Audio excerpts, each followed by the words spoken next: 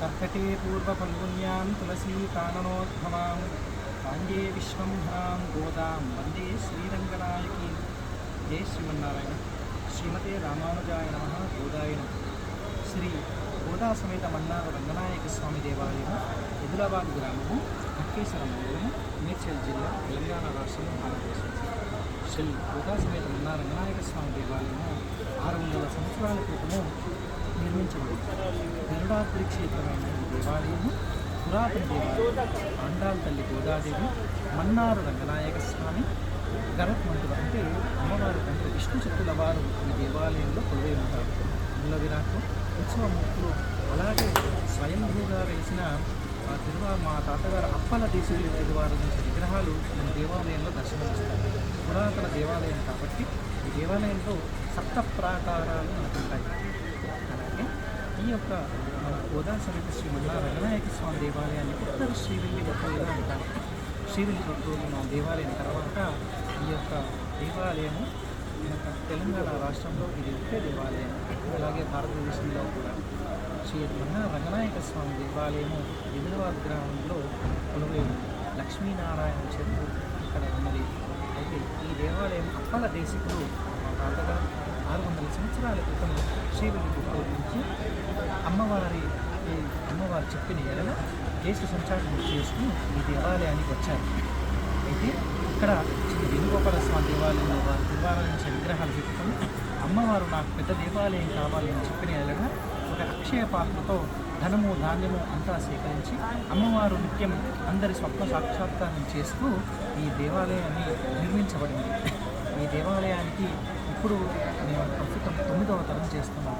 దేవాలయ వంశపారంపర్య ధర్మకర్తలుగా నిత్యం ధూపదీప నైవేద్యాలతో అమ్మవారిని పొంగు బంగారంగా కొలువు తీరుస్తూ కాపాడుకుంటున్నాము. అమ్మవారు ఆండాల్ తల్లి వివాహానికి సంతానానికి ప్రఖ్యాతి.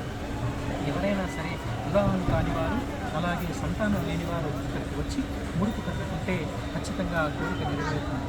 దేశ విదేశాల నుంచి అందరూ కూడా ఇక్కడికి వచ్చి ముడుపు కట్టుకుంటున్నారు.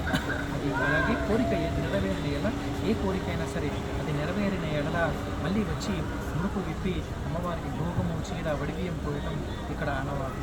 శ్రావణ మాసంలో అంటే ఆషాఢ అమావాస్య ద్రావిడ సంప్రదాయం ప్రకారం అమావాస్యకి ఇక్కడ ప్రాధాన్యత.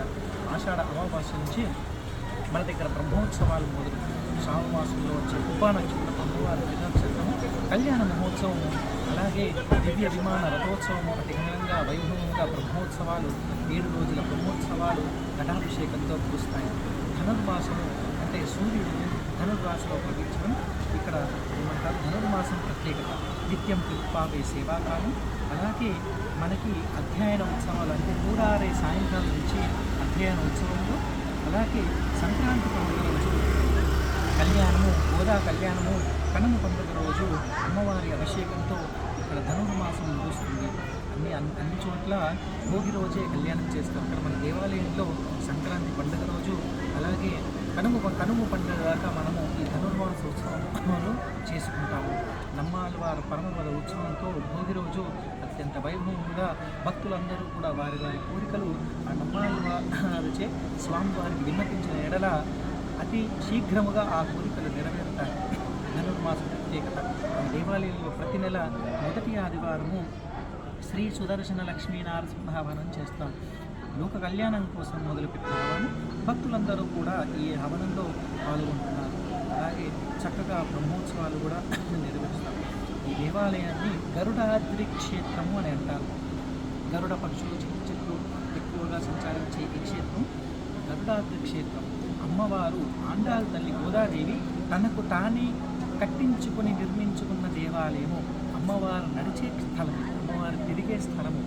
అమ్మవారు తనకు తానే నిర్మించిన ఇంత పెద్ద దేవాలయాన్ని చక్కగా అందరూ కూడా మేము వారి బాధ్యతలు నిర్వహిస్తున్నాం. గ్రామస్తులందరూ కూడా బోయవ కానీ చాకలి వాళ్ళు కానీ వారందరూ కూడా వారి వంశపారంపర్యంగా వారి ధర్మాన్ని నెరవేర్పిస్తున్నాం. అలా మనము మన యొక్క ధర్మాన్ని కాపాడుకుంటూ దేవాలయ వ్యవస్థని కాపాడుకుంటున్నాం. ఈనాటి వరకు కూడా చక్కగా ముందు తరాలను కూడా అందరం కూడా అమ్మవారి స్వామివారి సేవ చేస్తూ తరుతారు. జై శ్రీమన్నారాయణ. జై శ్రీమన్నారాయణ.